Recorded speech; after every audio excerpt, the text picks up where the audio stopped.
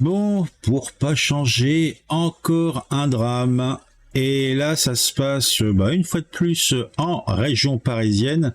Et qu'est-ce qui se passe en région parisienne? Eh bien, un rodéo. Tous les étés, c'est un petit peu la même chose. Tous les automnes, c'est souvent le cas. En hiver, ça se calme un peu. En tout cas, je crois. Mais l'été, et surtout quand il fait bien chaud, se faire un petit rodéo urbain, il n'y a rien de mieux a priori pour notre jeunesse dorée qui peut se permettre des véhicules motorisés et payer l'essence au prix qu'elle coûte, autant dire ce qui est. Donc moi ça me laisse pensif, ça me laisse rêveur. Donc on va un petit peu parler en résumé de la situation. Je vais pas y passer 50 heures puisque somme toute la presse va vous abreuver d'informations. Moi je vais me contenter de vous dire ce que je pense de tout ça, comment je l'interprète. Et on en restera là.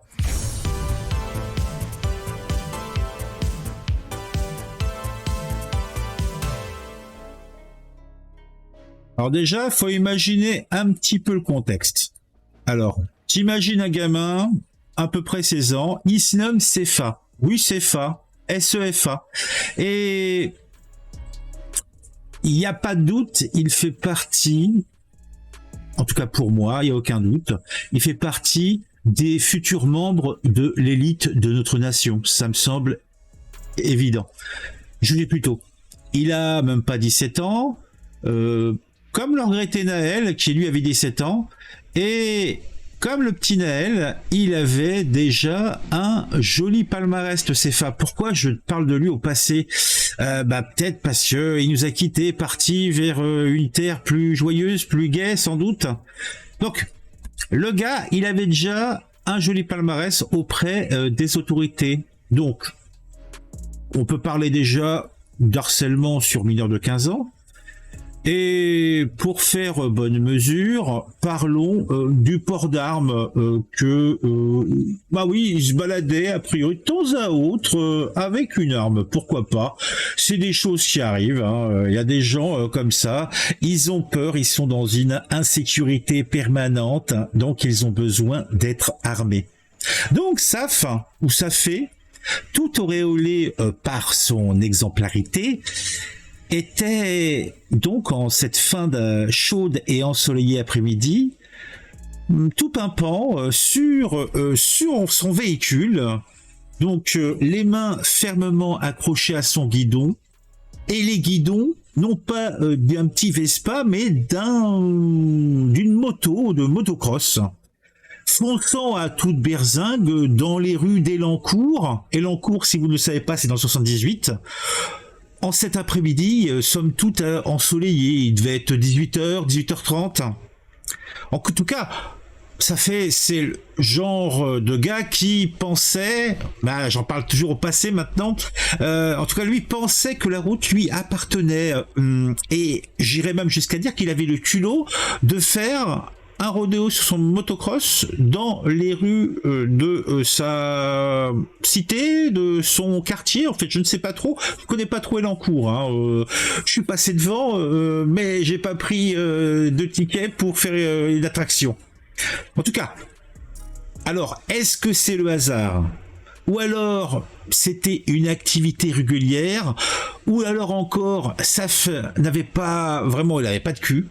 En tout cas, il est tombé nez à nez avec une voiture de police qui lui a demandé de s'arrêter puisque il se baladait avec un véhicule pétaradant, ayant un comportement dangereux et n'ayant pas de casque. Voilà. D'ailleurs, je ne sais pas, on en parlera et on en a parlé du petit Naël. On avait vu une vidéo où justement le petit Naël faisait du motocross à le petit ange. Là, voilà, c'est pour ça que ça fait. Moi, je l'appelle aussi un petit peu un petit ange aussi parti trop tôt. J'en parle toujours au passé parce que, comme qui dirait, je vous donne pas la conclusion tout de suite, mais disons que la rencontre c'est mal fini pour Safé. En tout cas, je le disais, hasard. Manque de chance, en tout cas, il tombe nez à nez avec ce véhicule de police. Les flics sont là, bien décidés à mettre fin à son joyeux rodéo. Et il se décide, puisque l'énergumène ne souhaite pas s'arrêter et continue à foncer tel un rat marabouté. Donc il fonce et ils se mettent à sa poursuite. Mais notre cascadeur du bitume refuse de façon délibérée de s'arrêter. Un petit peu comme si sa moto était une licorne fugitive et que la route était à lui. Certes, quel bonheur, quel plaisir. Bon, autant dire que tout cela ne s'est pas bien fini pour Safé. Je dirais même que c'est là le moment le plus drôle. Au lieu de s'arrêter, donc, ce petit malin fait un refus d'obtempérer et fonce vers le carrefour un petit peu plus loin. Manque de peau, il y avait une voiture de police qui passait par là. Ils étaient même pas ils étaient pas là pour s'occuper de cette affaire-là. Et on voit notre Safé qui fonce vers cette deuxième voiture de police. Alors, imaginez la tête des policiers dans le véhicule. Tiens, pourquoi ils nous foncent dessus celui-là? C'est un petit peu la panique dans le véhicule. J'irais même jusqu'à dire que c'est la cerise sur le gâteau. C'est que là, notre as du guidon, il a percuté l'aile gauche de la voiture des policiers, et cela sans casque. Alors, autant dire qu'il a fait un vol plané. Je vous jure, il faut le dire, là, on peut considérer que Safé était aussi audacieux qu'un cow-boy sans selle. Parce que il a fait youboulou, il s'est éclaté contre le véhicule. Bon, le motocross a plié et un petit peu son crâne aussi a dû plier. Donc autant dire qu'il était pas en bon état, le Safé. Mais c'est le risque quand on se balade sans casque. Ça, la sécurité routière nous le dit bien. Hein. Bon, en tout cas, notre cow-boy décédé, on peut dire même notre futur petit ange, il s'est pris un sacré coup et a fini en arrêt cardiaque. Mais heureusement, les secours sont arrivés à temps pour le remettre sur pied. En tout cas, c'était l'idée des secours quand ils sont intervenus. Donc, il a été amené à l'hôpital de Beaujon, certes dans un état critique, et au final, tout ce salamalek, tous ces frais qui étaient faits pour lui sauver la mise n'ont pas suffi, puisque le gamin a finalement rejoint les étoiles ce soir-là. Mais, l'histoire ne s'arrête pas là. Les autorités ont pris ça tellement au sérieux que le parquet et les GPN se sont pointés sur les lieux fissa. Eh oui. Alors, les deux flics qui ont eu la surprise de recevoir la visite du motard cascadeur ont été placés en garde à vue. Donc, les gars, ils sont sur la voie, il y a un Duglan qui leur défonce l'avant gauche de leur véhicule, et donc c'est eux qui auraient foncé sur le véhicule peut-être. En tout cas, d'ailleurs, vous voyez défiler des tweets, il y en a un où carrément ils disent ça. Hein. Alors le pire, c'est celui-là du soulèvement de la Terre. Hein. Je vous invite, alors eux, je sais pas, ils sont censés parler d'écologie, mais ils parlent de tout sauf d'écologie. Hein. C'est vraiment des énergumènes énergumènement peu compréhensibles. Mais bon, je vais essayer de quand même finir ma petite histoire. On va pas y passer non plus 50 heures, hein, comme je l'ai dit. Donc, les deux flics ont été mis en garde à vue. Et là, je me dis que on commence direct en mode connerie et baissage de pantalon en règle. Ah, on a vu avec l'histoire de Noël que baisser son froc n'a rien changé. Donc je pense que c'est une solution inutile et ridicule et que ça dessert ça dessert la justice, ça dessert tout ce que toutes les valeurs que on est censé défendre. Mais bon, on va quand même maintenant conclure avec une certaine apothéose. On a eu, bien sûr, suite à ça, un escadron de gendarmes mobiles qui sont venus en renfort. On ne sait jamais s'il y avait des échauffourées. Sachant que suite au drame, puisqu'il faut appeler ça quand même un drame, puisque cet imbécile était quand même un fils de quelqu'un, hein, il avait sans doute des cousins, des frères, des sœurs et compagnie. Donc il y a des gens malheureux et c'est logique que il est ce qui manifestement il a été victime de la justice divine, comme qui dirait, mais ça n'empêche pas qu'il y a des gens qui restent et c'est toujours dramatique pour ceux qui restent. Mais bon, alors, on a quand même une centaine de gens du coin qui se sont rassemblés, somme toute, on va dire, dans le calme. Après, comme je vous l'ai dit tout à l'heure, le gamin a été amené à l'hôpital de Beaujon. Et là, il y a eu quand même quelques frictions avec le personnel et les jeunes du quartier. Alors, après, venez pas me parler des agressions contre les pompiers et le personnel médical. Les gars, ils interviennent pour essayer de sauver la vie du gamin. Et t'as des petits imbéciles qui ne trouvent pas mieux que de leur chercher querelle. Ça, c'est de la bêtise. Mais bon, est-ce que c'est surprenant? Je ne pense pas. Je ne pense pas. Ah bon.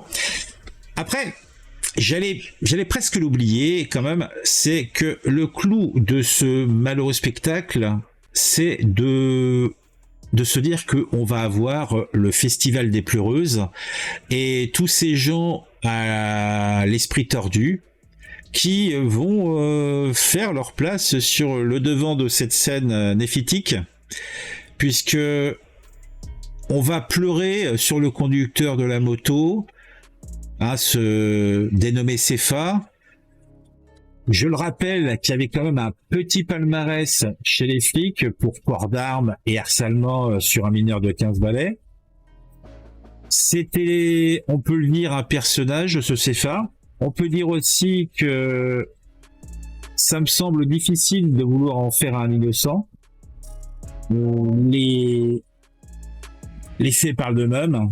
Donc après, on va nous dire encore que la police tue, évidemment. On va encore nous dire que c'est un crime raciste. Ça va de soi, ça va sans dire. Mais tout cela n'est que Big Vezet et Quanary. Le plus triste, en tout cas pour moi, c'est quand même la bassesse de nos autorités qui n'assument rien et nous mettent en place 2 enquêtes, une pour refus d'obtempérer, somme toute, et une autre pour l'accident, tout en sachant que le fait de mettre en examen les 2 policiers qui étaient dans le véhicule où le gars est venu s'encastrer me semble quand même très très bizarre. On va pas parler, c'est pas le sujet de la vidéo, de tout ce qui a pu se passer précédemment dans d'autres affaires, mais il y a quand même quelque chose d'assez central. Bon, après, comme je l'ai dit, on va parler un petit peu de toute la plèbe donc politique et médias sociaux qui sont des spécialistes, des sniffeurs de tombes qui sont déjà sur le coup. Alors, on a eu directement le mec, il a même pas découillé, il était déjà sur le truc, c'est Aurélien Taché, donc un écolo, député ELV je crois, qui semble aimer la bouteille et qui s'est... il n'a pas attendu le gars, il a dit directement, il a dénoncé les abus policiers, sachant que les résultats de l'enquête ne l'intéressent pas du tout. Enfin, lui, c'était un bon mot, il a pu passer un tweet et il était content. Ils sont toujours très très contents. En tout cas, vu qu'il a dit ça sans aucune connaissance du sujet, je pense que Aurélien Taché aime jouer les devins. Alors, J'ai abordé rapidement le truc. Vous avez passé le tweet, je pense. Vous avez les soulèvements de la Terre, qui sont censés causer d'écologie, mais qui là nous racontent carrément une histoire qui a rien à voir avec la réalité. Donc dans le tweet, ils nous racontent que en fait, ce sont les policiers qui ont percuté donc le gars qui circulait en scooter.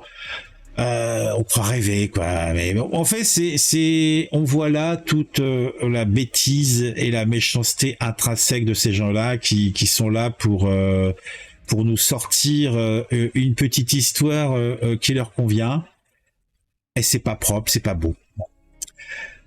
Du côté des autorités, faut dire ce qui est.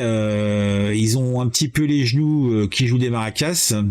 À l'idée des possibles violences urbaines qui pourrait y avoir. Moi, j'y crois pas trop.